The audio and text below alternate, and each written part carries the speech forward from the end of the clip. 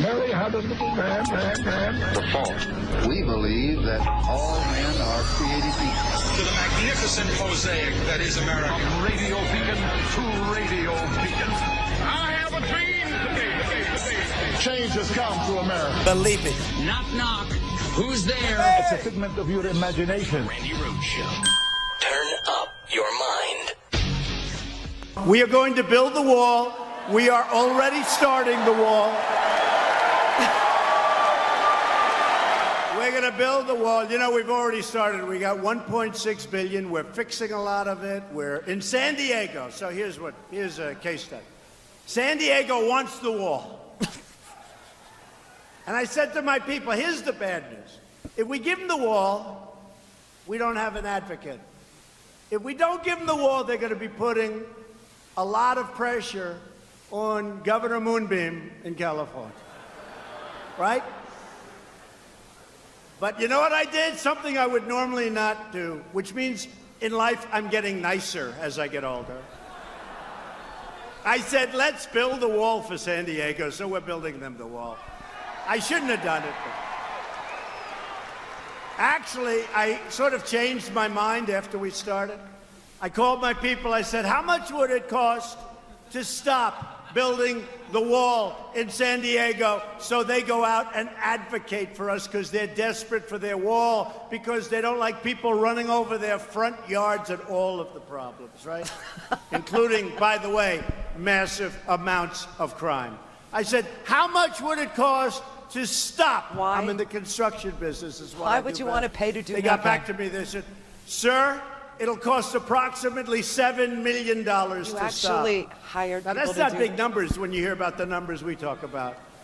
$7 million to stop and restart it at a later date. I said, I can't do that to the American people. Keep building the wall, right? You're a genius. Oh, my God. You would think that that was from the campaign trail. Oh, no. Oh, no. That was last night, everybody. That was last night in Elkhart, Indiana. Quick debunk. San Diego did not ask for the wall. San Diego does not want the wall. The Border Patrol has taken no action with regard to the wall. The project in question is 14 miles of primary fencing that's being fixed. San Diego's Border Patrol said the agency is aware of, quote, nothing new in regard to any project, and that they don't have a start date for even the repairs. They don't have a start date for any construction. Meanwhile, last night in Elkhart, Indiana, where people will just applaud any damn thing, just any, it's just so, F you, MAGA. Really, I got to say. Trump said, San Diego's asked us to go forward with their section of the wall in California. They want the wall. And then I called up and I said, how much to stop the wall? I mean, literally, he was going to spend our taxpayer dollars on doing nothing. This is the Michael Cohen, method of making money. You take $600,000 from AT&T, take $1.2 billion from the, and you do absolutely nothing. Wow, that's great work if you can get it. So he literally said he called, which I doubt, but he said he called Border Patrol and asked them how much to stop doing the work, and they said $7 million. All right, so just go ahead and build. There is no construction going on down there. In fact, the mayor of San Diego, Kevin Falconer, he has repeatedly called for, quote, building bridges at the border, not walls. Last year, San Diego signed a memorandum of agreement with Tijuana for cross-border cooperation. What the hell is he talking about? This whole day is a day of debunk. None of that is true. Absolutely nothing that he said last night is true. Drain the swamp. Drain the swamp. Under my administration, we're fighting against the lobbyists, the special interests, and the corrupt Washington politics. After years of rebuilding foreign countries, of which a lot of people partake in the cost of rebuilding those foreign countries, we are finally rebuilding our country. Oh, my God. We fight to build their borders, but we don't fight and spend no money to build our borders. Figure that one out. He just said he was going to spend $7 million not to build anything. He just said that he's got $1.4 billion to build something. Obviously, we know, those of us that read, those of us that listen, you know, that Congress gave him money to do repairs on fencing that already exists and specifically prohibited any of that money to be spent on his delusional idea that we need a wall. And then right after he says he is spending money to build a wall, and he actually considered to spend money not to build a wall, I don't know. He now tells people that we spend money to build other countries and we don't spend any money to build our own. You can't have it both ways, you dope. God, like I said, the thing he's famous for is lying, and he sucks at it. He sucks. He's a jackass. I know, sir. I know. So painful. It's just so bad. That was last night. I got to tell you, that was last night. And his drain the swamp thing. Oh, my God, look at his cabinet. Half of them are gone. Tom Price is gone. You know what? As they all sat around the table, remember when they all had well, they still do. They have to plead fealty to him.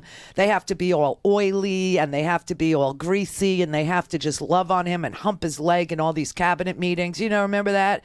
And Mike Pence, you know, he was saying, oh, it's just this is the best thing that's ever happened to me. And, you know, I mean, do you remember? I want to play you some of this because half these people aren't there anymore because they were so freaking corrupt. Thank you, Mr. President, and just the greatest privilege of my life is to serve as Vice President. Holy President, genius. keeping his word to the American people and assembling a team that's bringing real change. Real change. Real prosperity, real strength. Where? And back to our nation. Mr. President, it's great to be here and celebrate this group. We are receiving, as you know, I'm not sure the rest of you fully understand the support with law enforcement all over America. And I want to thank you for keeping your commitment to the American workers. President, honored to be on the team.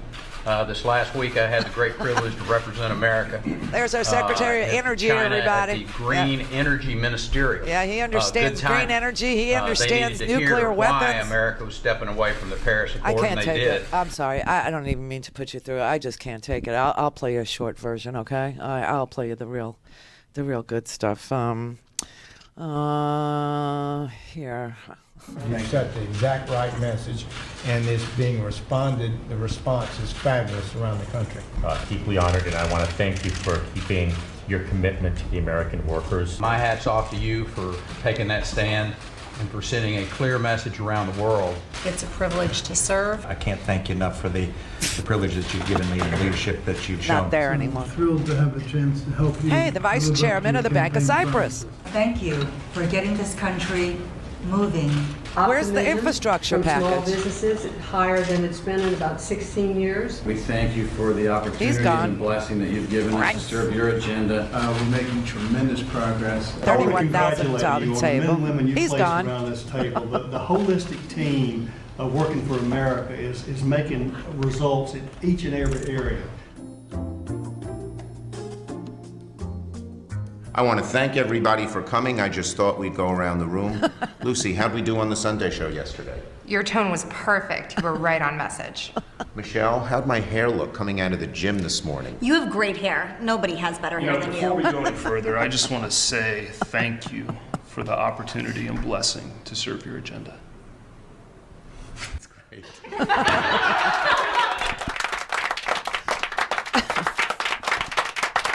It's a circus, everybody. It's a freaking circus of lies is what it is. Oh, my God. I got to tell you. So the infrastructure plan died this week. Sarah Sanders said at the podium, not this year. We're not going to do any infrastructure. He went out to Elkhart, Indiana last night and said, we're going to build America, knowing that the infrastructure plan is DOA. It's dead. It ain't happening. And then he lied to the people of Elkhart, Indiana, who have no borders with any foreign country. Last I checked, you're landlocked. You know, and he told them that they're very busy building, crap down there in San Diego. San Diego said, we don't want a stinking wall. What we want is a bridge from Tijuana into San Diego. We want more border cooperation. We want more people to go back and forth. This is ridiculous. We never asked for this. We don't want this. Please don't spend any money on it. And he just lied. He just sat there and lied all last night. Then there's so much here to debunk. Then he had said before that he was very, very upset about the cost of prescription drugs. This was one of the populist messages that he lied about on the campaign trail. He was very keen on getting the price of prescription drugs down because it was they were getting away with murder. They were getting away with murder, and how stupid it was. How stupid. And that Medicare, 57 million people on Medicare. Not Medicaid, aid for the poor, care for the elderly. Unless you're a senior in a nursing home, then Medicaid, because Medicaid pays for nursing homes. People are literally being thrown out of their nursing homes now. They are experimenting with old people, and they are putting 3-year lifetime caps on the Medicaid. So if you're 82 when you enter your nursing home and the Medicaid pays for that nursing home, if you should live to 85, when you're 86, you'll be out on the street. Isn't that special? Anyway, here's what he said, about the pharmaceutical companies. We have to get our drug industry coming back. Our drug industry has been disastrous. They're leaving left and right. They supply our drugs, but they don't make them here to a large extent. And the other thing we have to do is create new bidding procedures for the drug industry because they're getting away with murder. Pharma has a lot of lobbies, a lot of lobbyists, and a lot of power. And there's very little bidding on drugs. We're the largest buyer of drugs in the world, and yet we don't bid properly. And we're going to start bidding, and we're going to save billions of dollars over a period of time. And we're going to do that with a lot of other industries. Okay, that was one of the ideas that I was for. No, really, that was one of the populist ideas that I said, yes, we need that. Because when we actually did Obamacare, one of the big wish list items for the Republicans and their lobbyists who own them, like, I don't know, Novartis, if you wanted to talk about a foreign one, right, that gave Michael Cohen all this money. I guess they got their money's worth today because he just took that idea of using the awesome power of the U.S. government to negotiate down the cost of prescription drugs for people on Medicare, which was completely walled off and protected by lobbyists who lobby on behalf of Big Pharma. Big Pharma. Getting away with murder. Big Pharma. Big Pharma. I guess Novartis got what they paid for because today he said he would not negotiate down the price of prescription drugs for Medicare. Instead, he proposed that the drug companies who give rebates to the pharmacy managers, the benefits managers at the insurance companies, share those rebates with you. Which means that the insurance companies would then be getting less money and they would simply raise your premiums. What could go wrong with taking away the rebate from an insurance company? This man has no clue what he's doing. Every promise he made is broken. Yeah, we're going to build that wall. No. We're going to negotiate down the price of... No. We're going to stay out of foreign entanglement. No. All things Randi at RandiRhodes.com. Go for launch. Speaking truth to power, the Randi Rhodes Show. Okay, this was just moments ago. Today, my administration is launching the most sweeping action in history to lower the price of prescription drugs for the American people. Oh, yay, let's have it. We've wanted to be doing this. We've been working on it right from day one. Mm-hmm. It's been a complicated process, but not too complicated. And today it's happening. We will have tougher negotiation, more competition, and much lower prices. at the pharmacy counter, and it'll start to negotiate take at the effect pharmacy? very soon. My administration has already taken significant steps to get drug prices under control. We reformed the drug discount program for safety net hospitals to save senior citizens hundreds of millions of dollars on drugs this year alone. What? We're also increasing competition and reducing regulatory burdens so drugs can be gotten to the market quicker and cheaper. We're very much eliminating the middlemen. The middlemen became very, very rich. Right? Right. Whoever those middlemen were, and a lot of people never even figured it out, they're rich. A lot of people never figured it. I mean, this is like, most people don't know. All right, here's how it works, okay?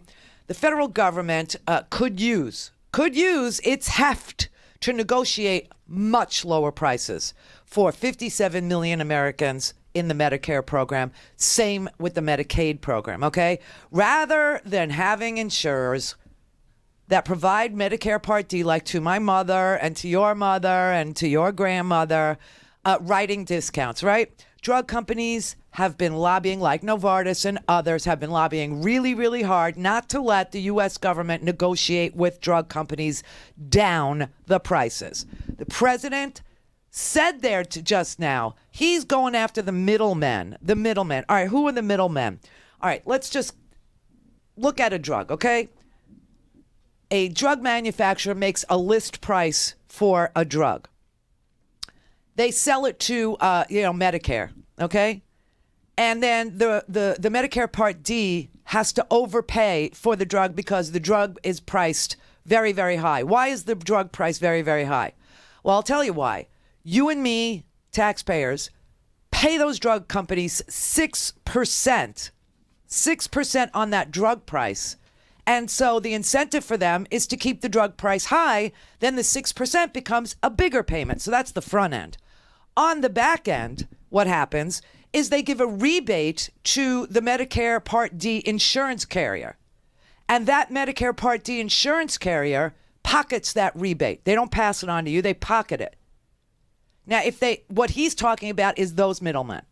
If they stop getting that rebate and they're forced to pass that rebate on to you, they will simply raise your premium for Medicare Part D supplemental plans. Now, I pay for my mother's supplemental plan, and the price of her supplemental plan keeps going up, up, up, up. So if they force the Medicare Part D insurance carrier to forego the rebate, it's going to add to her premium because they're going to make the money up somehow. The only answer is to negotiate down the initial cost of drugs when they set the list price. And Donald Trump won't do that because the man that was standing behind him is a pharmaceutical executive. The man that, the company in question with Michael Cohen is a foreign drug manufacturer, not an adversary, but a foreign drug manufacturer called Novartis. And they paid Michael Cohen a crap load of money. Why that was legal, I have the idea that we all say, well, it's legal for them to have paid Michael Cohen. It's legal for them to have paid Michael Cohen to be a healthcare expert and, prevent the negotiation of drug prices from happening within the U.S. government. Oh, it's all legal. Why is that legal, everybody? Why is lobbying legal? It's just pay-for-play bribery. And this man is standing there saying, drain the swamp, and all these people in Elkhart, drain the swamp. He is the swamp. He is an entire wetlands. He is an entire wetlands environment, and everyone around him is lining their pockets, okay? But I just got to tell you, everything that he said completely negates the thing that would really bring down drug prices, and that is negotiating the cost at the inception into the Medicare Part D plan. For 57 million Americans, that would go a long way. It would keep the out-of-pocket costs that you pay at the pharmacy. There are drugs in this country that, $500 a month. $500 a month for a drug. My mom, she had, I don't know if you know this drug, Restasis. Restasis is for dry eye. So I think a little teeny tiny itty bitty bottle here was costing her somewhere between $300 and $500. So I went down to Costa Rica and I purchased it because you don't need a prescription for anything down there except for, narcotics. Then you need a prescription and hypnotics. So, apparently I want the same drug plan you get on Air Force One, where apparently the Ambien is free and the Provigil to wake you up is free. That's a really good drug plan. I think that Dr. Ronnie Jackson ought to be my pharmacist and just hand out the Ambien and hand out the Lunesta, which is very expensive, and hand out the Provigil and hand out the Restasis and all that. I went down to Costa Rica and I bought the bottle of Restasis. I think it was $15. You see the difference? You see the difference? This is just crazy what he said. And so Ezekiel Emanuel, who's, very well versed in healthcare, he said that Donald Trump is not going to help. This whole proposal he made today doesn't do a damn thing. Not a thing. Well, let me make 2 points. First of all, nothing the president has said is going to lower prices for those people who have private insurance, which is half of the American population who gets their insurance through their employer. Absolutely nothing he suggested is going to really affect them, so they're left out in the cold. Second, the president was advised. I actually, when I talked to him several times, suggested this should be his leading issue. It's a bipartisan issue. Everyone wants drug prices down. But he, as you point out, we're now over 480 days into his administration, finally coming around to actually doing something or making an announcement about this. And there's no, again, I can't tell you how thin this plan is. It just doesn't seem to be very substantial. And I think the major reason is if you're going to bring drug prices down, you actually have to confront the drug industry and force them. Literally, every country in the world regulates drug prices, forces them to come down.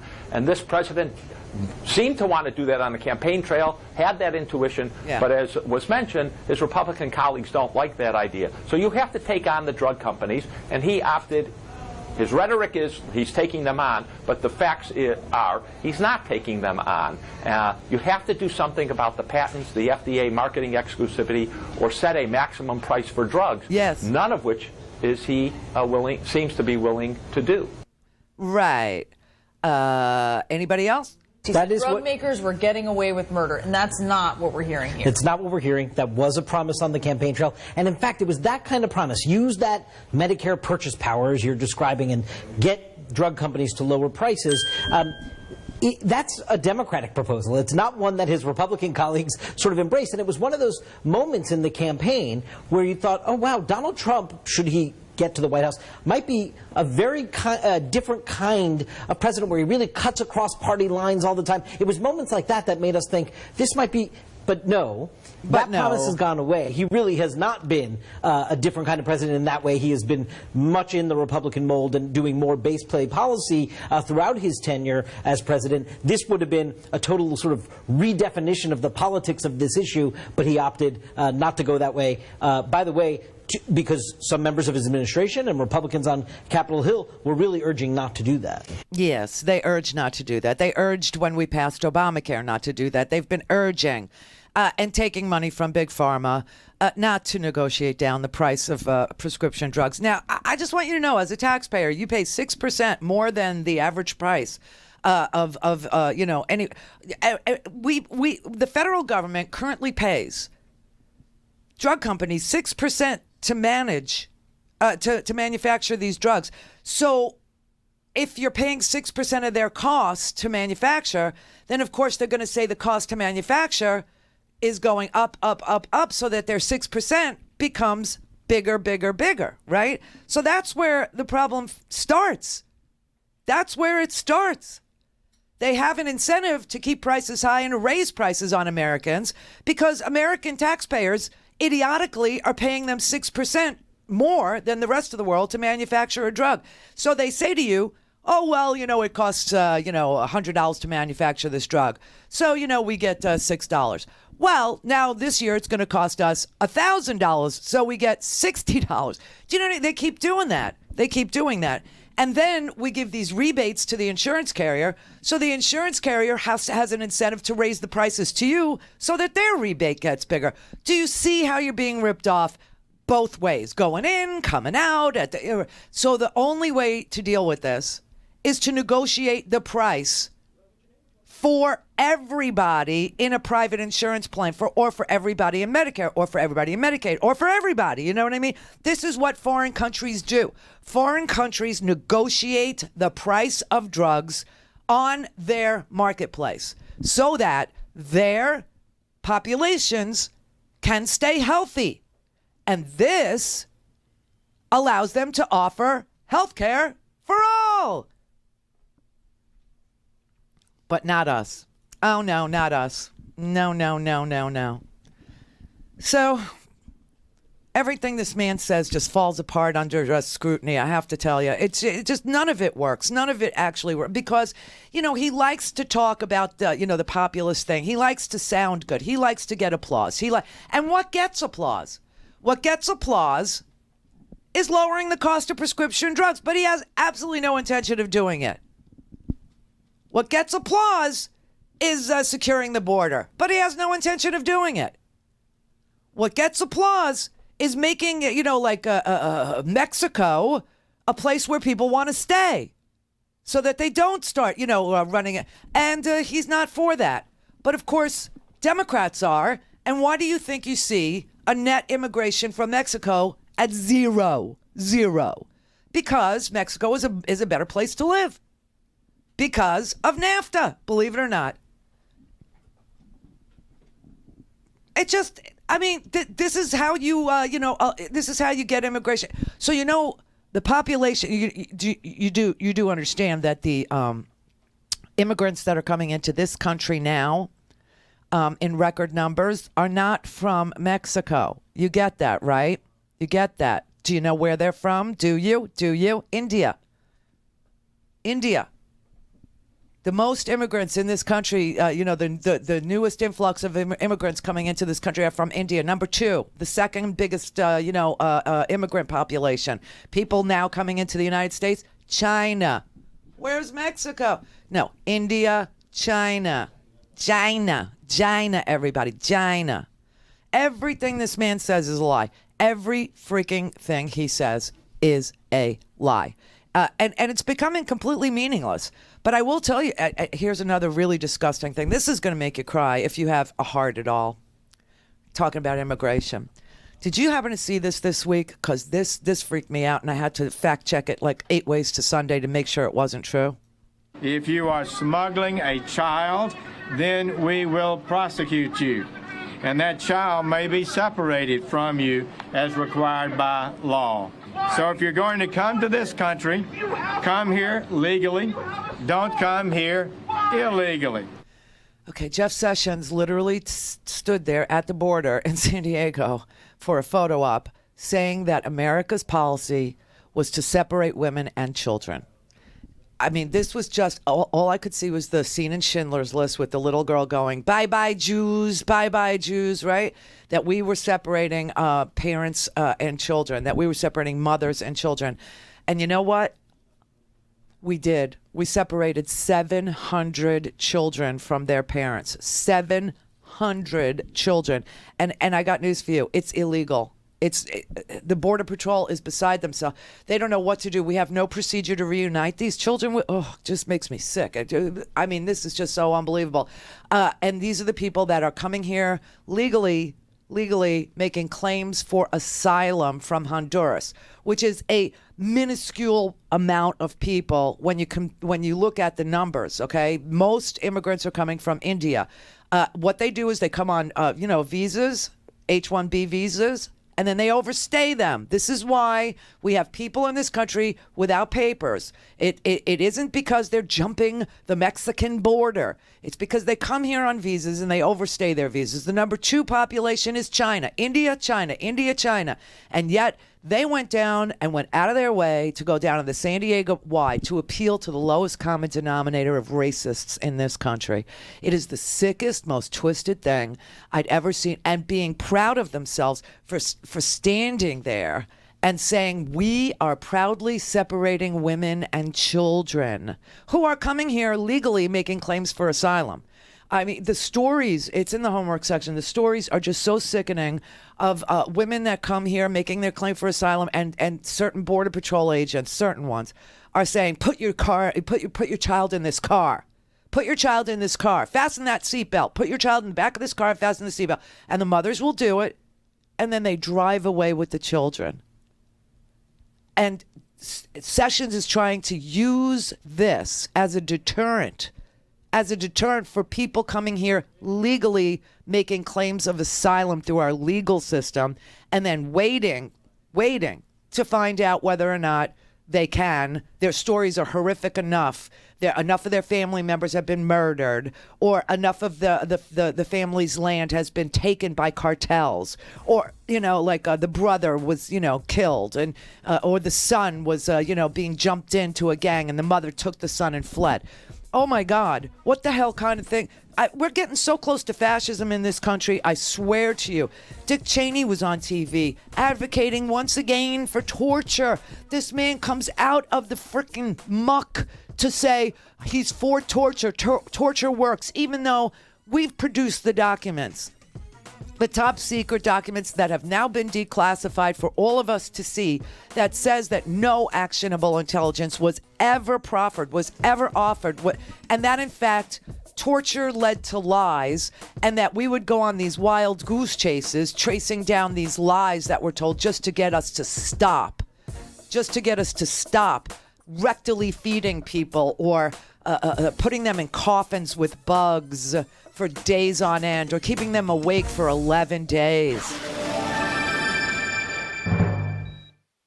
Call in, connect. To speak to Randi, call 561-270-3844. 561-270-3844. Let me step back and tell you that the vast majority of the people that move illegally into the United States are not bad people. They're not criminals, they're not MS-13. But they're also not people that would easily assimilate into the United States. They're overwhelmingly rural people. In the countries they come from, 4th, 5th, 6th grade educations are kind of the norm.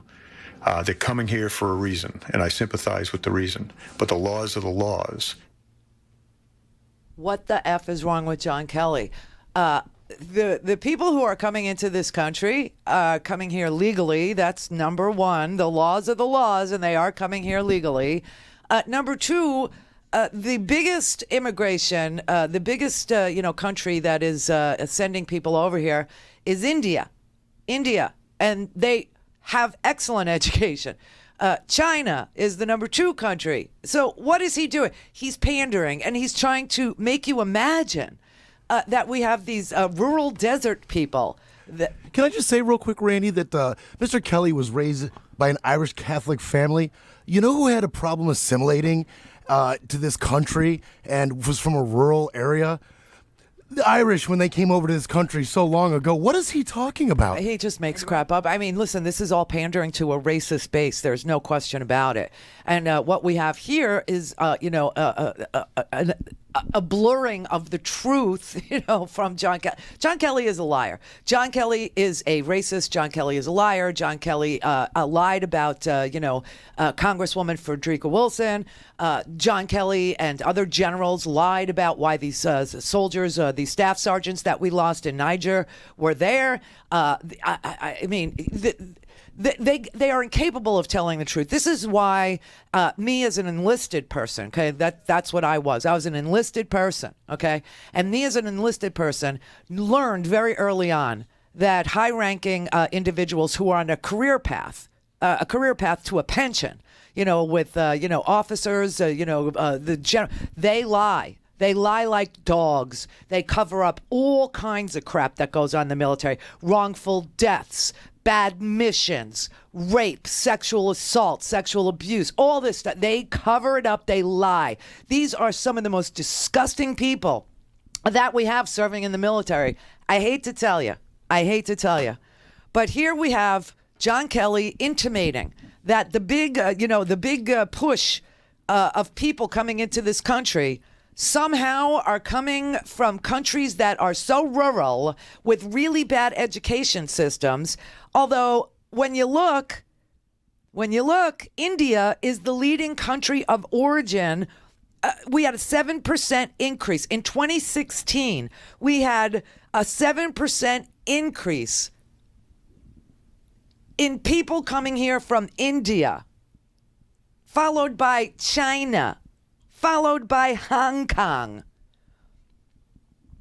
We also have large amounts of people coming from Cuba, and we have a lot of people coming from the Philippines. But India and China surpassed Mexico way back in 2013. It's all a lie. Everything is meant to pander to the lowest common denominator. The very vulnerable, frightened, scared of his own shadow white man. It's all about making them frightened. It's all about making them scared. It's all about telling you, a bunch of lies, a pack of lies, so that, this man, this Trump, can continue to pander to pharmaceutical companies. He can continue to give tax cuts away to the wealthiest Americans. He can give $1.3 trillion away on your back, on your debt. He can do all these things just by pandering to the lowest common denominator, the scared, angry white man who doesn't understand that his job wasn't outsourced. His job was replaced by automation. And when artificial intelligence is starting to really make its presence felt in this country now, with the Google thing and Alexa, turn my lights on, and hey, make a phone call for me, Google Assistant, and all these things that are really happening. I mean, you have any idea how many jobs are going to go away, and that requires people to train for something else? And some people in this country are too damn lazy to do it, or too, buried in their own ideology to understand the future or even think about science, so that they can position themselves and their children in a better, they need to pivot and, train themselves differently for different kinds of jobs. They're just too stupid to do it or too lazy to do it. America doesn't do very well in science. We don't do very well in math. But those who do go all the way. Casey in West Palm Beach. Hey, how's it going? Hi. Hey. The point I want to make is that the Democrats are taking fat checks from Big Farm, and that's why single payer was never put on the table when they did that, the Obamacare. Right, So and lobbying, and all this money in politics is one of the main focuses I have had over all these 20 years, and that is to get money out of politics. It is corrupt. It's bribery. I don't care how, they couch the law to make it say, oh, well, if you're a registered lobbyist, then you could do. And, I live with one of the top 50 lobbyists in the country. I made him quit his job if he wanted to be with me 10 years ago. I know what it looks like. I've been, oh, you hung up on me? Yeah. Yeah, because, your whole thing is us and them. And truly the problem is money. It's money in politics. It is bribery. It is. I mean, if you have a company and you've got, some sort of a thing that you want to put on the market, you can't really do it because lobbyists are going to get in the ear of Congress members, get in the ear of presidents, get in the ear of senators, and block you from competing. Okay, and when they deregulated my business, when the lobbyists wanted to, put the control of media into fewer and fewer hands, the people like me who went and testified in front of Congress, the people like me who said this is not a good thing, it's going to cost us 100,000 jobs, which it did. It's going to put media in the control of like 6 major corporations. The information people get is going to be stilted toward their view. It's going to be, boomeranged away from, the things that actually cause Americans not to understand the world around them. They're not going to be able to understand where the new jobs are. They're not going to understand technology. They're not, because nobody will, give them the information they need. They're going to start giving information they want to hear, not what they need to hear, and it's going to corrode and corrupt America's workforce. Well, it turned out I was right. But the big money was lobbying them to deregulate our industry. And therefore, you could be in a city, and in one city, you could have Rush Limbaugh and Sean Hannity on 4 different radio stations at the same time. Where's the competition? There isn't any. Dan in Ohio. Weren't you Tom yesterday? Yeah, I think so. Dan. Oh, Dan. Well, he was Tom yesterday. I know he called. He likes to, use really vile language. He's very mean. But I just thought that we would get it out of his system, let him spew his racist hatred so that you could see that I'm right. Michael in California. Hi, Randy. Hi. You're the exact opposite of our president. I know. A man who cannot tell the truth, and you cannot tell a lie, which is beautiful. I love you. It takes too long to lie. 2 things I wanted to bring up. I've been wanting to call you all week, and I waited till Friday. But you were talking about Jeff Beauregard Keebler and his speech down in San Diego. Oh, my God. It gave me the chills. It's so Nazi. This is so Nazi. I can't even tell you. We already have more people in prison in this country than almost the entire world. And who's going to house these people? It's going to be the private prison sector. That's who's going to be involved in this, and there's money to be made, obviously. Oh, yeah, I know. But listen, I got to tell you, the idea that America is actually separating and has separated hundreds of children from their parents at the border for no reason. They have just... and telling their mothers to put them in the government vehicle and then drive their children away while the children are screaming, while the mother is weeping and throwing herself on the ground. I mean, and the mother has done nothing wrong. She's done nothing wrong. She has come to America to make a claim of asylum. And the only reason why they're doing it is to act as a deterrent to others. Well, one of the things Sessions reminds me of is, remember a church lady on Saturday Night Live? Yeah. Yeah, he kind of reminds me, like he's got his panties in a bunch. That's kind of how I see him. But the other thing I wanted to bring up was Melania's "Be Best," and Michelle Obama "Be Better." Be better is sending a message of be a better self. Make yourself better, be better, improve yourself. Be best is be better than anybody else. Well, now, I mean, be better is an actual grammatically correct thing. Be best is missing the. I know, but the message that it's sending is so typical for Trump, who has to be the best at everything. Well, I have no problem with people wanting to be the best, but it is the best. There's an article in there, and she left it out. She left it out, and, how can you be the best if you leave out grammar, if grammar is not your thing? I mean, listen, I really don't understand her. She needs to go and, just shop, truly, because that's what she's good at. Her husband is good at her husband is a liar, but he's not very good at it. If she really wants to help her husband, she should help him lie better, because his lies are so easily debunked. Well, in the White House, nothing but bad grammar, misspellings. I mean, look, they're horrible people. They're not even decent. And here's the reason. I mean, yesterday, for God's sake, there's a woman in the White House, girl in the White House, I don't know, and they're talking about John McCain is anti-torture and will not vote to confirm Gina Haspel. Okay. And the girl in the White House in the communications department, Sarah's, little area, says he's dying anyway. When you have a White House that you feel free to say crap like that out loud, that means that the fish is rotten at the head. That means that there's an environment at the White House that says trash everybody, show no decency, have no moral compass, have no morality, have no code of conduct. I mean, my workplace here, these guys, they know what is allowed and what is not allowed as far as their code of conduct, okay? And it is strictly enforced. It is strictly enforced. We all agree to it. We all take part in it. We all share in the decency that is this workplace. Every single one of us respects it. And yet at the White House, you can say, who gives a rat's ass about John McCain? He's dying anyway. What kind of a workplace is that, let alone the most important office in the world? Well, Randy, I don't read fiction. I only read nonfiction. I've been doing a lot of reading about history, world history, and et cetera, et cetera. We are in a historical crisis in this country right now. I know.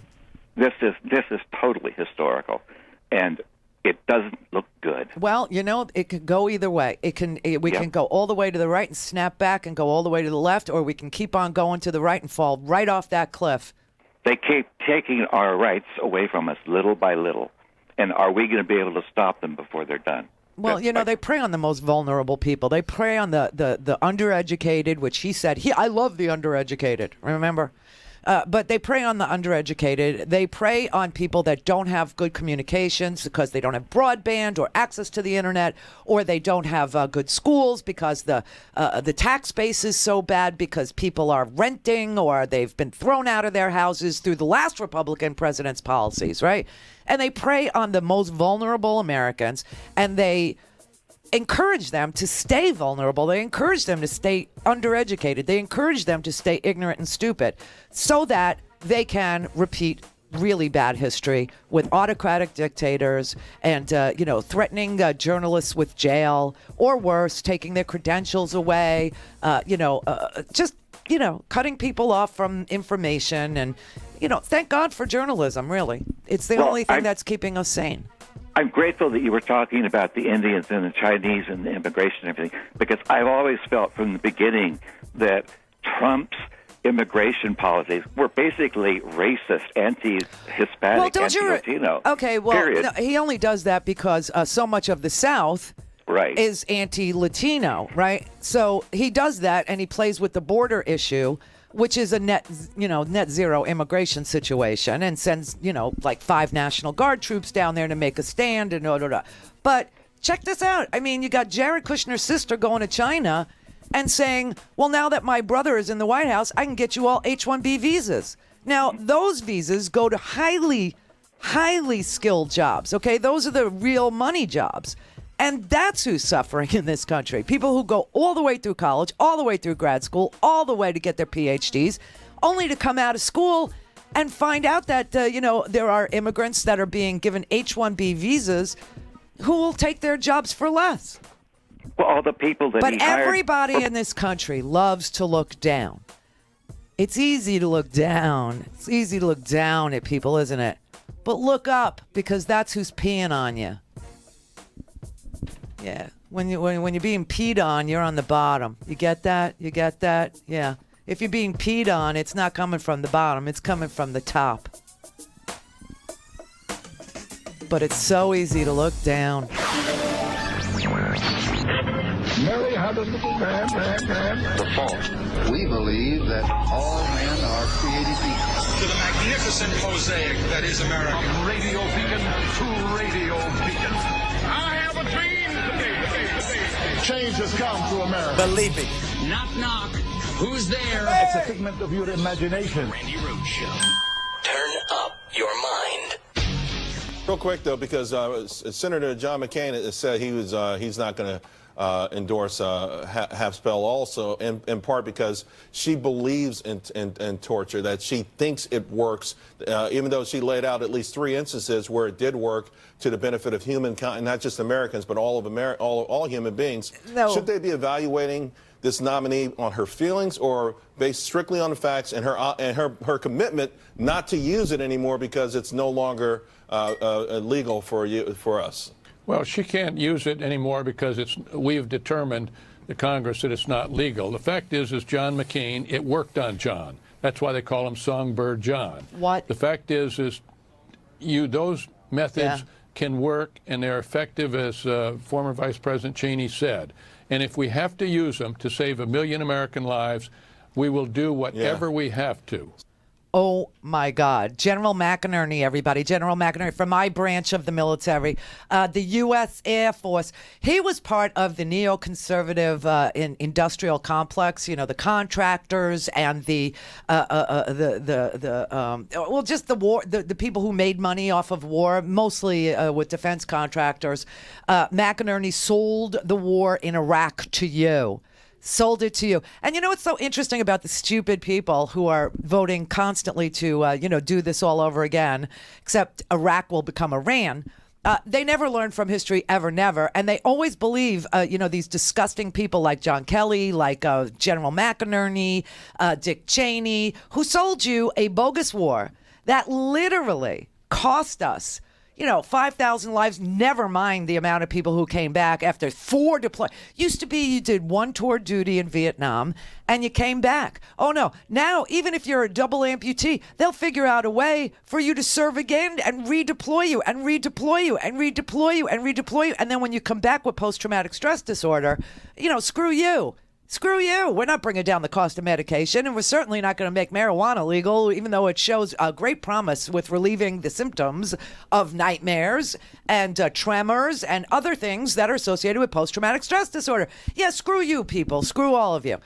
But this is the guy that helped sell the Iraq war, and this is the guy that's helping sell the Iran war. That's, obviously coming. It's just amazing. And the same morons who were for the Iraq war and then were against the Iraq war and said that they voted for Donald Trump because Donald Trump wasn't going to get us involved in foreign wars are now screaming that they want torture again and they want foreign wars again. I can't figure out, where their synapses have broken down or what drugs they're on or, what is actually impeding their ability to reason their way out of a paper bag. But I'll show you something. I'll show you what it is. You ready? You ready, everybody? Okay. Hi, Dan. Hey, how you doing today? Good. How you? Pretty good. So I wanted to talk about subjects you never talk about. Are we allowed to ever do that? It depends if it's, something real. See, look at this. You have to actually go off air to talk to me because you're so scared to talk to me on air. Look at you. Look at you. You're on, Dan. Oh, so you never talk about IQ testing and race or affirmative action and the fact that blacks are given an extra 200 points on their SAT scores just for being black. Am I wrong or right? Where'd you go? I'm right here. Can you hear me? No, I mean to school. Where'd you go? No, you answered the question. Have you ever studied affirmative action? Don't get off the topic. Nobody gets points for being black, Dan. What about the study that just came out that an Asian who has the same SAT score is 12 times less likely to get accepted than a black person who has the same SAT score? You've never studied this even once. You've never studied this one. Let me ask you one question. How long have you studied this? How long have you 20 years we've been covering affirmative action, Dan. So I really wouldn't go toe to toe with me. That's what affirmative action is. It gives black people higher scores on their SAT scores. No, it doesn't add any points to an SAT score, Dan. In fact, when you take your SATs, it doesn't ask you what race you are, Dan. Well, that's what affirmative action is. No, that's not what affirmative action is. What is it? It doesn't exist anymore, that's for starters. So what study are you looking at? Wait. Hey, audience, listen to this. What study are you looking at? I don't have it off the top of my head. Well, you've been calling me for 2 days. You would think that you would know what source you were going to cite. Come on, produce. Come on, bring it on. Let's do it. What study are you looking at, Dan? Hey, let's talk about IQ testing. Yeah, let's talk about IQ. Why was your name Tom yesterday? Yesterday you were Tom Smith. Today you're Dan Smith. Who cares? Who cares if I don't give you my real name? Well, we care because you're a liar. That's why. And you're making up studies that don't exist, and you're making accusations that if I sit and take an SAT, it's going to ask me what race I am, and that's not true. Yeah, everybody knows that blacks get the lowest grades in America every single year if you study school testing. There we go. Dan, you're making me right. Why do you want to make me right? I thought you wanted to make me wrong. Oh, and everybody knows that Asians get the highest grades in America at this point. East Asian average IQ is 105. So what's your point? Asians study harder? I mean, what is your point? No. Top scientists think that IQ testing is 80% genetic. What scientists? Name one scientist. Thanks, Dan. I tried to let you make me wrong. But for 2 days he's been calling, and he's called Scott like the names that the words that he used I can't use, but like C word and twat and just a bunch of really vile words, and he's just incorrigible. I don't know what he's on, but anybody that dials that much over a period of 2 days is on something. I'm gonna guess free Provigil. I'm gonna guess Ronnie Jackson is his doctor. I don't know, but we gave him 2 days to prepare. You know what would have been scary, Randy, if he came out and made sense. Well, if he came out and made any type of sense or had anything coherent to say, that would have been scary. What would have been scary is if he had a study that supported his theory that somehow there's points added to your SAT scores based on race. I don't know, but he did, and he had 2 days to prepare it. He's been extraordinarily racist, extraordinarily mean to Scott, who has, absolutely no beef with anybody. And so I just thought, let's get him, going. And, yesterday we told him, get yourself prepared. Come on the show. We'll take you first, which we did. Rich in Denver. Hey, happy Friday to you, Randy. Happy Friday, you bastard. You bastard. And all you people, make a donation to the show or buy a ticket podcast. Made a donation. Well, the money thing, I got to tell you, you could see behind me, I got these awesome freaking sneakers, and I've got these T-shirts. But here's the problem. I would actually ask people to make donations and send them a T-shirt or a pair of sneakers for like $100, right? For a $100 donation. But I can't do it because all those T-shirts are women's mediums. And that's the only size I have. And those shoes, I'm now working with the designer of those shoes to get them in men's and women's. Those are only women's shoes. She only has them in women's and only in whole sizes. Like if you're a 7.5, you're SOL. So I can't. Right. Yeah, I can't even supply people because people will make the donation and I won't be able to fulfill their order.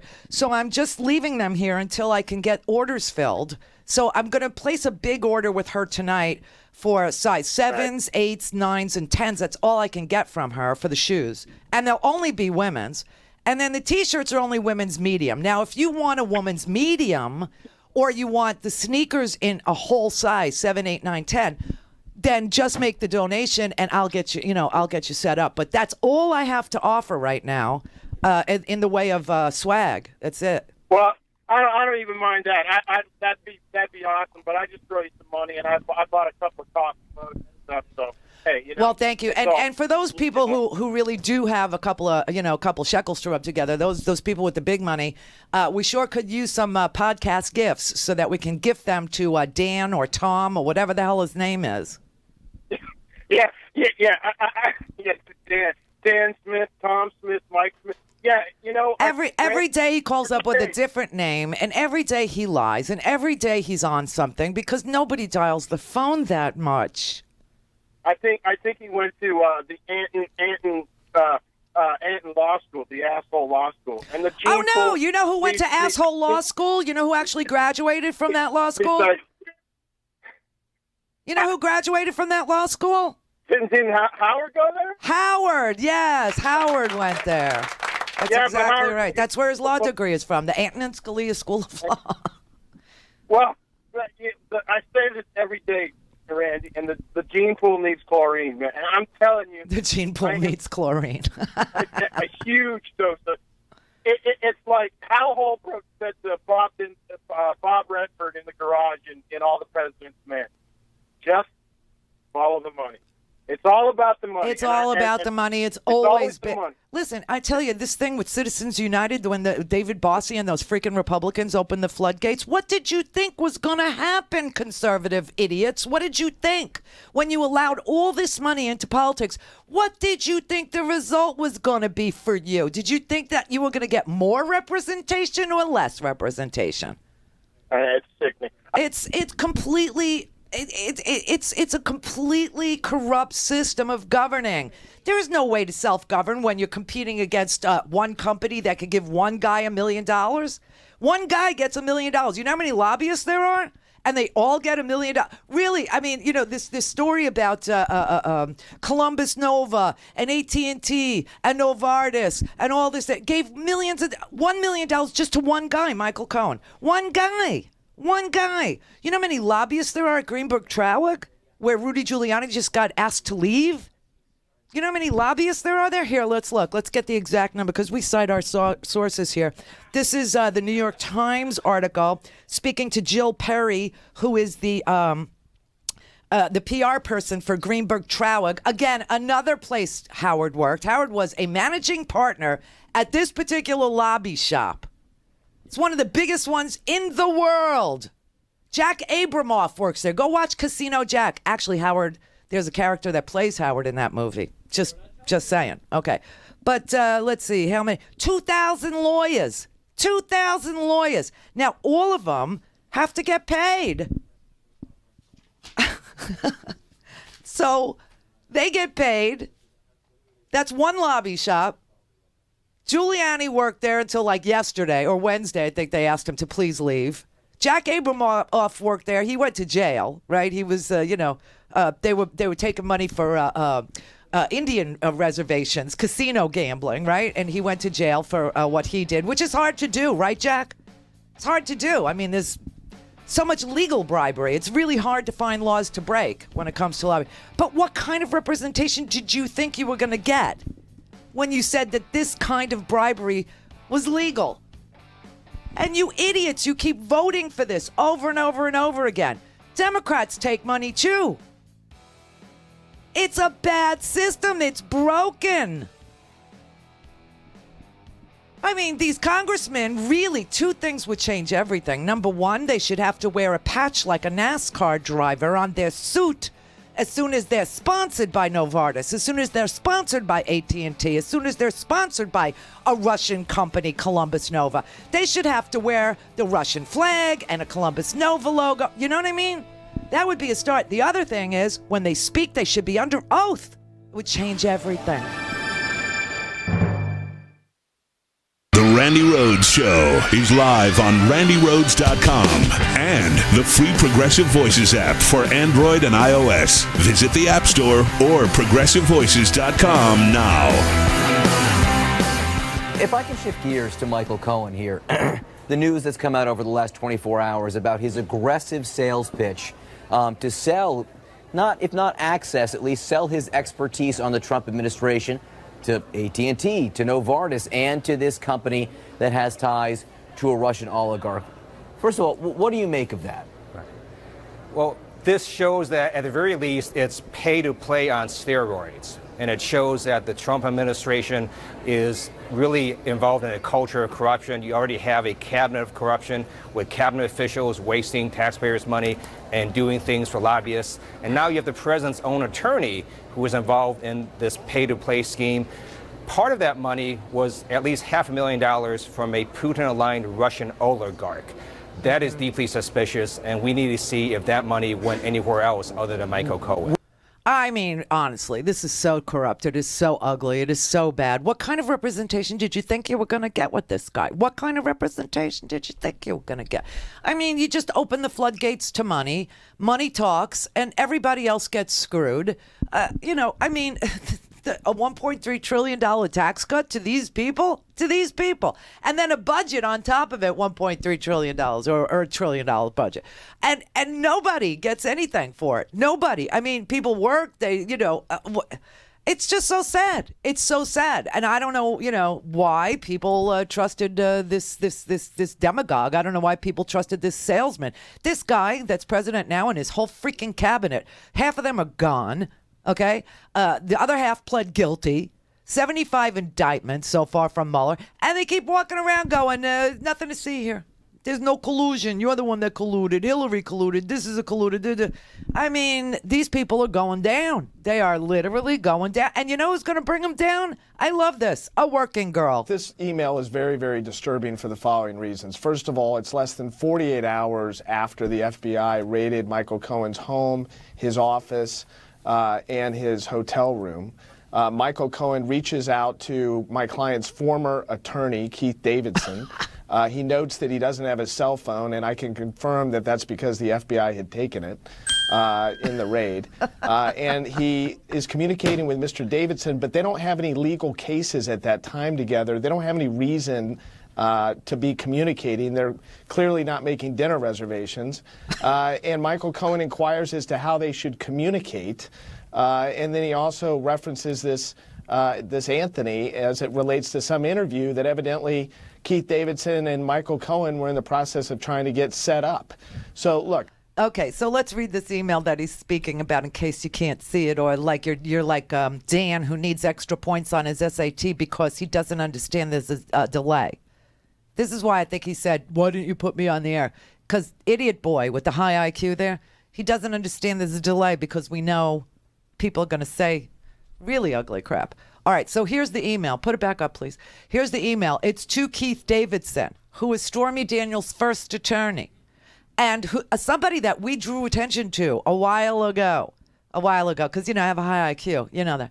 And so we said something really untoward is going on between Michael Cohen and Keith Davidson. Isn't it interesting that they always end up in these cases together on different sides of the table? So you have Keith Davidson representing Stormy Daniels. You have Keith Davidson representing, what's her name, McDougal, right? You have Keith Davidson, representing the Briotti girl who said she got knocked up and pregnant from the chairman or the vice chairman of the Republican National Committee, right? Just love it. Anyway, Keith is always on one side of the table, and he's always facing down Michael Cohen on the other side of the table. So interesting that they know each other so well. And, they do so much business together. Anyway, an email from Keith Davidson to Michael Cohen on April 11th, 2018 at 4:39 in the morning. This is another thing that you don't realize. The time on this. Here, look right here. See this? 4:39 a.m. Free Provigil, everybody. Must be, going on. Anyway, here is the email. And this is right after Michael Cohen's office gets raided, and they take 16 of his telephone. 16 cell phones this guy has. It's like right out of freaking Goodfellas. It's amazing. He says to Keith, he says, I lost all my contacts as I had to get a new phone. That's because the FBI took his phones, all of them. Please send me your contact info. Also, why did Anthony, I'm guessing Scaramucci is the last name of that one. Also, why did Anthony back out on ABC to do the story? Let me know how you want to communicate. Michael D. Cohen, Esquire, personal attorney to President Donald J. Trump. And the White House keeps telling you Michael Cohen is not his personal attorney. Michael Cohen doesn't work. He's not anymore. Michael Cohen signs his letter, personal attorney to President Donald J. Trump. That's number one. Number two, why is he talking to Keith Davidson? They have no case together, right? This is what Avenatti is saying. Notes that he doesn't have his cell phone, and I can confirm that that's because the FBI had taken it in the raid. And he is communicating with Mr. Davidson, but they don't have any legal cases at that time together. They don't have any reason to be communicating. They're clearly not making dinner reservations. And Michael Cohen inquires as to how they should communicate. And then he also references this Anthony as it relates to some interview that evidently Keith Davidson and Michael Cohen were in the process of trying to get set up. So, look, this is very disturbing. It appears that Michael Cohen, even after the FBI raid, was tampering potentially with the story, potentially interfering with witness testimony or trying to shape it, which may constitute obstruction of justice. Michael Cohen had no business communicating with my client's former attorney after the representation ended, let alone after the FBI raided his residence. Whoops. That's called obstruction when because, Keith Davidson is now cooperating with Robert Mueller, right? You know that. So here's Michael Cohen's office being raided, and then he calls Keith Davidson. Keith Davidson is now cooperating with Mueller, and Mueller wants to know stuff about Michael Cohen, obviously.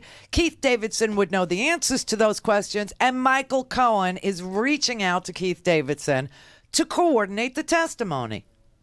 That's obstruction of justice. That's witness tampering. And if he asks Keith Davidson to lie, that's suborning perjury. I mean, these guys have the world on a platter, and they're so freaking greedy that even that's not enough for them. Even that's not enough. They have to go over and above and beyond and figure out a way to break the law. It's just so sick. It's just the character of these people is so rank and so low and so base and so oligenius. Hey, genius out there. What's oligenius? Ginger in California. Hi, Randy. Love you always. Thank you. Love you more. I got to say hi to the chat room. I'm Falcon K9 in the chat room. Hi, chat room. Sorry.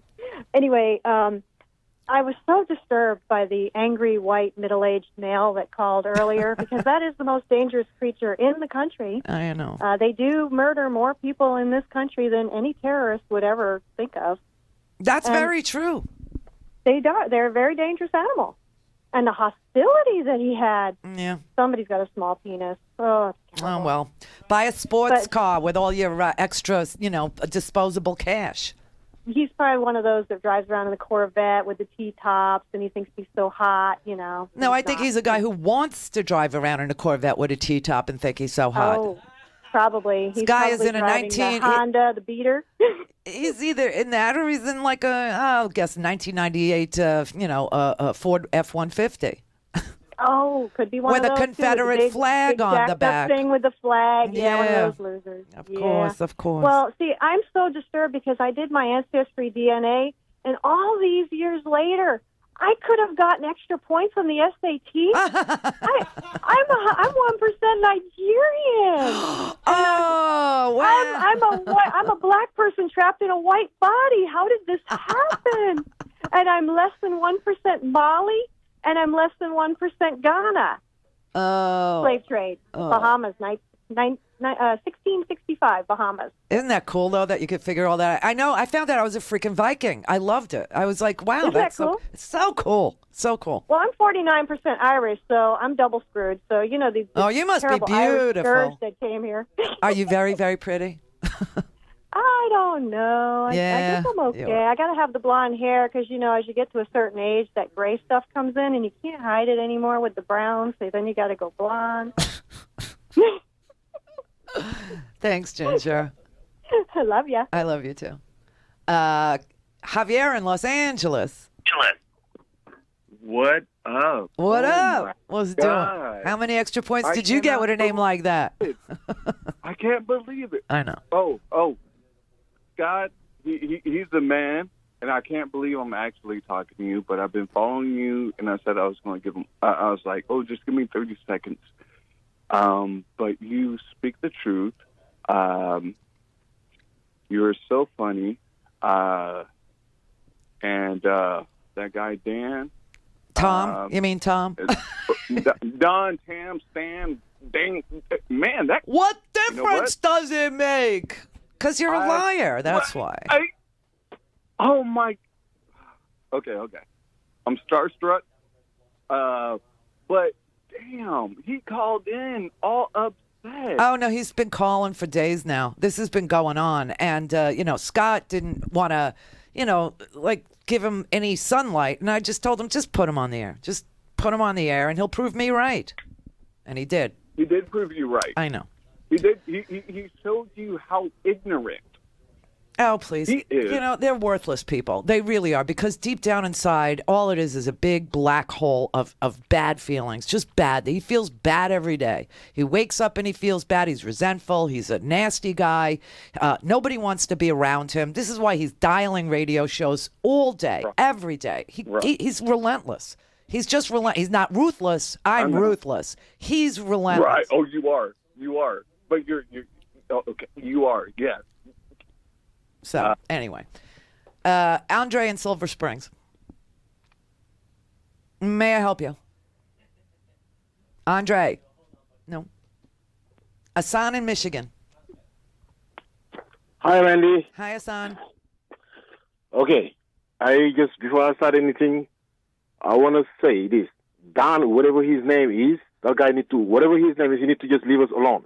I know. You know? Yes. Randy, the problem is like this. It's a small request, Tom Don, whatever, Sam. Okay, Tom Don, Ras class, Bamba class. Yeah. But the problem is like this, Randy. Damn Sam, Randy. Sam Damn. Right. Leave us alone. Leave us alone. Right, leave us alone. Your show starts at 4 o'clock here in Michigan, right? Right. Between 4 o'clock to 6 o'clock is the only damn time we, the Democrat, the progressive, we have time to listen to like a voice who gonna kind of come us down. Me personally, you come me down because every day, all freaking night, our CNN, these people are just talking about Donald Trump. We cannot take it anymore. And now, between 4 to 6, please, Republican, conservative, whatever heck you are, leave us alone. Don't call our show. This is Randi Show. This is our show. No, real talk. This is our show. Yeah. I don't fucking call Ross Limbaugh. I don't watch Fox News. Why are you guys calling us? I mean, at least it's good for them to call you. Maybe they can learn some, but leave us alone. You Dan, Bamba Clark, Ross Clark, Brenda, I love you. I love you.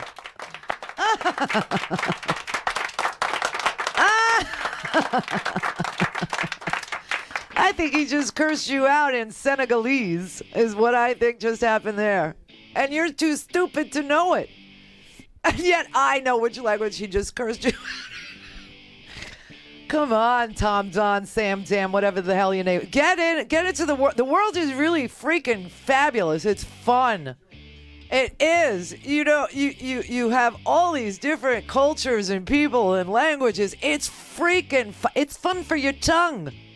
Your tongue needs to have fun. All it does is curse people. It's like a little snake tongue, It's like a little serpent tongue. It's a devil's tongue. It's evil. The world, as it is, with all these different people from all these different countries, is really freaking fun. Oh, my God. Poor white men. I almost feel bad for them, but then I realize this is the world they created for themselves. This is the Randi Rhodes Show. To speak with Randi, dial 561-270-3844. That's 561-270-3844. If you are smuggling a child, then we will prosecute you. And that child may be separated from you as required by law. So if you're going to come to this country, come here legally. Don't come here illegally. Well, the Washington Post editorial board notes that Sessions' policy of separating parents and children is intentionally and unapologetically punitive. They write that Sessions has rebranded the United States as a crueler place than the countries from which people are fleeing. Also this week, President Trump sent a request to Congress to cut $7 billion from the Children's Health Insurance Program, also known as CHIP. The program provides health care to millions of low-income children. That's the America that we want. We deny children health coverage. People who make too much money to be on Medicaid, but not enough money to afford health insurance. So we have the Children's Health Insurance Program, and Donald Trump just supported cutting $7 billion out of that. And of course, Jeff Sessions wants to separate women and children and has done so. And on top of it, you open the Washington Post and you read that Lolani Sinyobola, who is a graduate student at Yale University,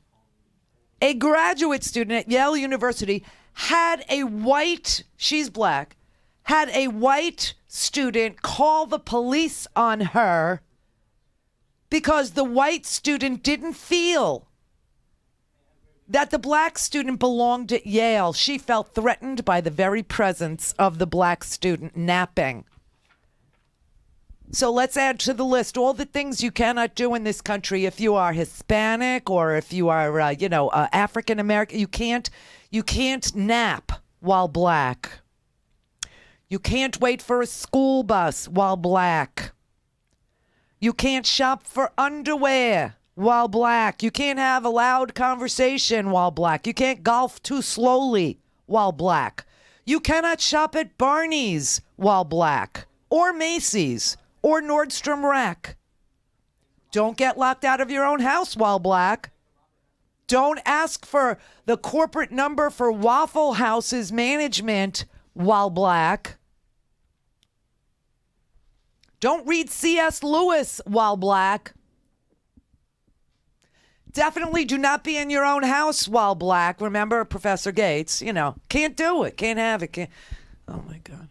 Why is Why is this ratcheting up now? Why is all of this happening now? If I had to have the pressure of naming a name, I would say Trump is what I would say. I mean, it's unbelievable. The police actually, racism is the original sin of America, and it's an unqualified evil. And, this white privilege crap that people don't even realize that they have.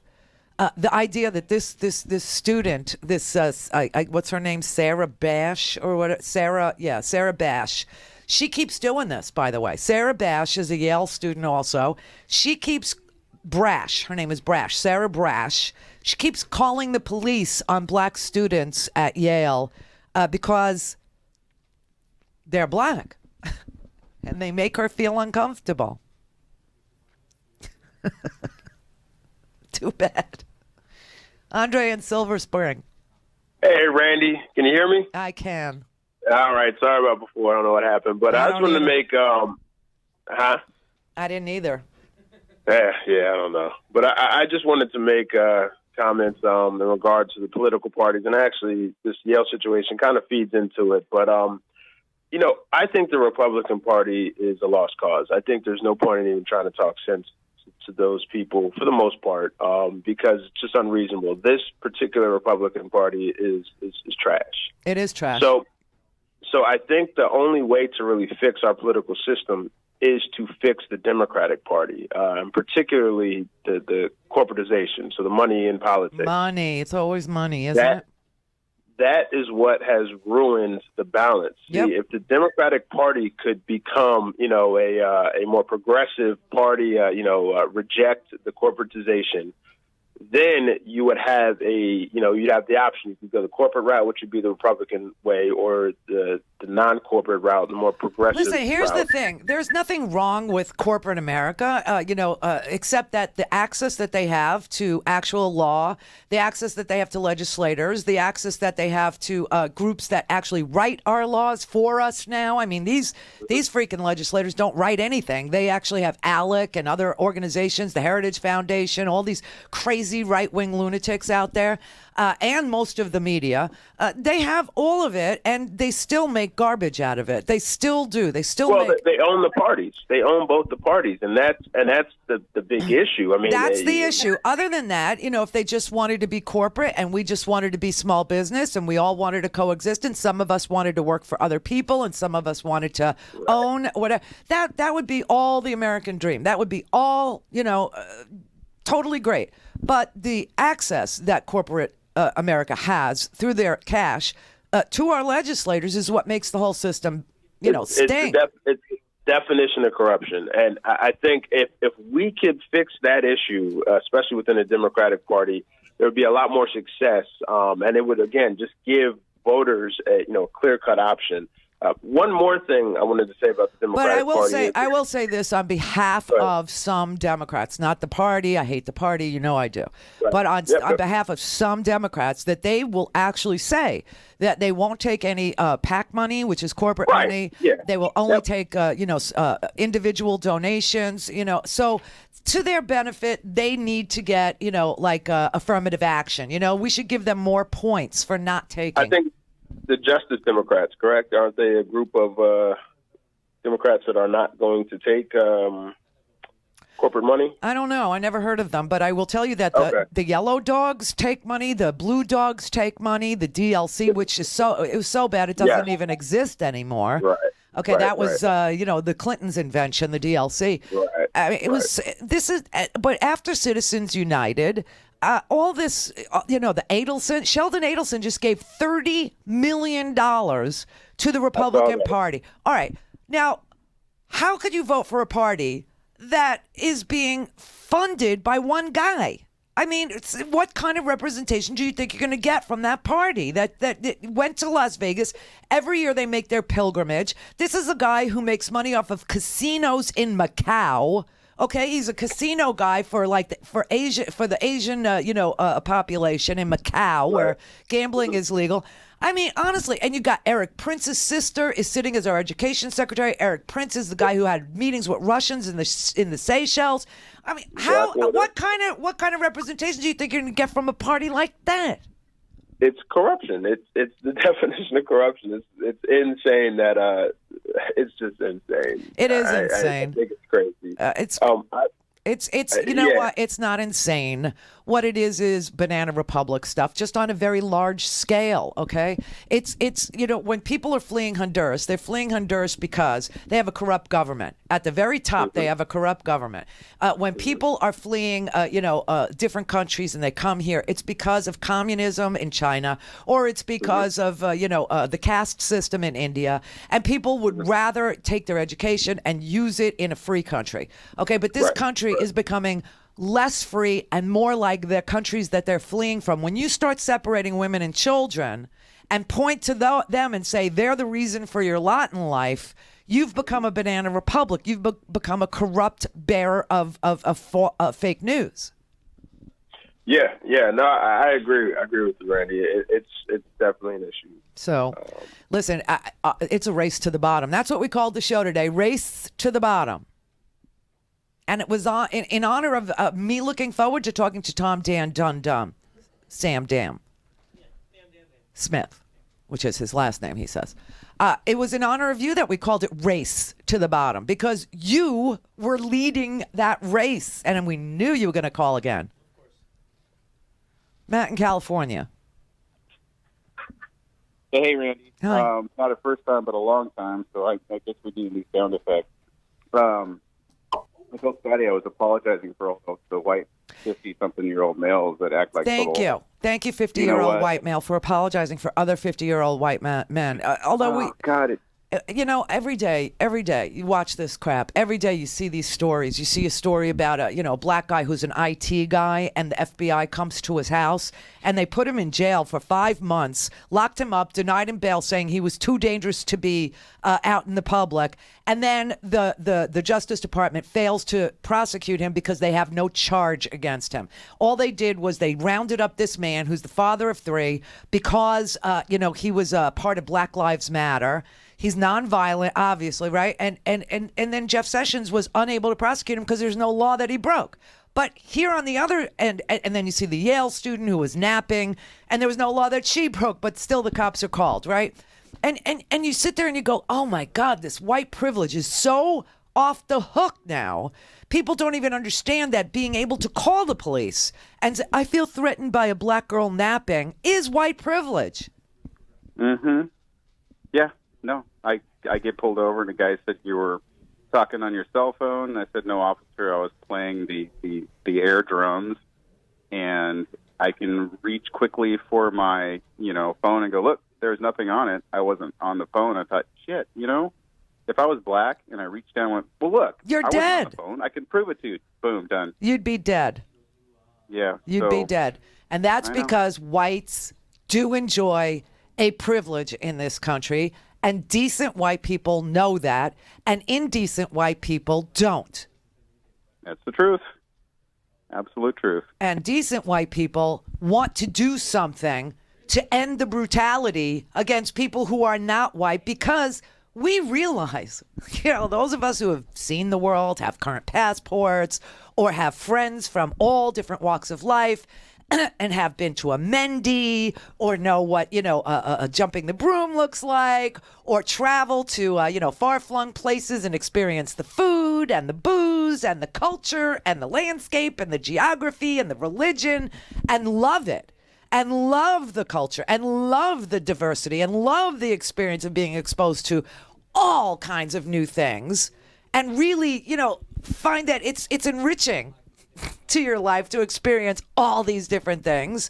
We feel bad for the people who have no clue what they're missing. We feel bad. I pity you. I do. I weep for you. Joe in Tucson. Hey, Randy. Hi. I really appreciate. I'm so glad to hear your voice. Thanks. Anyways, I know time is short, but I'm just super concerned because, you've laid out just slam shut cases. everybody calling in here, sensible people, minus Dan. Dan is a freak show oddity.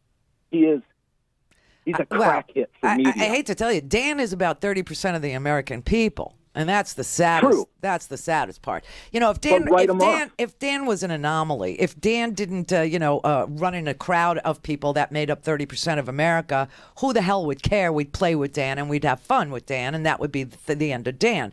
But Dan does represent 30% of a vile strain of fascism in this country, of a vile strain of ignorance. A strain of ignorance that says that languages and other food and culture and clothes and geography and topography, don't enrich your life. They actually make your life worse. Represents 30% of America. It's a sad, sad truth. Sure, but everybody knows, Randy, that dude is a crack hit. Yeah, 30% of these people are on crack. Well, they're not on. I think they're on. The oxys. I think they're on the benzos. They're on the benzos. Yeah. They're on the opioids. They're on, like that. I agree with that. And then you got your kratom and you got your spice, and the next thing you know, Dan is eating somebody's face. True. Right. You know what? Yeah, he is truly 2 clicks away from being a face eater for sure. Right. But with that being said, we have to do something to take care. We lost to these guys. We lost to this clown show. I know. And you know what? And we're only 3 percentage points away on a USA poll today. USA Today poll. And I kind of like reading those because they're bland and they're. But I think it is close, and I'm worried about the identity politics because you know what? Everybody knows. Don't do anything while being black in this country. Nothing. But all that stuff happened under, breathe. Ferguson happened under Obama. Detroit still has, jacked up water under Obama. No presidential actions were declared that fixed that stuff. And, Occupy Wall Street happened under... There's nothing that's happened. Yeah, because Obama didn't have a Congress that wanted to hold the banks accountable. Obama had a Republican Congress for all but 5 minutes of his presidency. So just remember that. All this legislation that needed to happen and all these, laws. I will say his Justice Department was not interested in prosecuting Wall Street. He just wanted to grow the economy, and that's what he did. Buy a stinking podcast.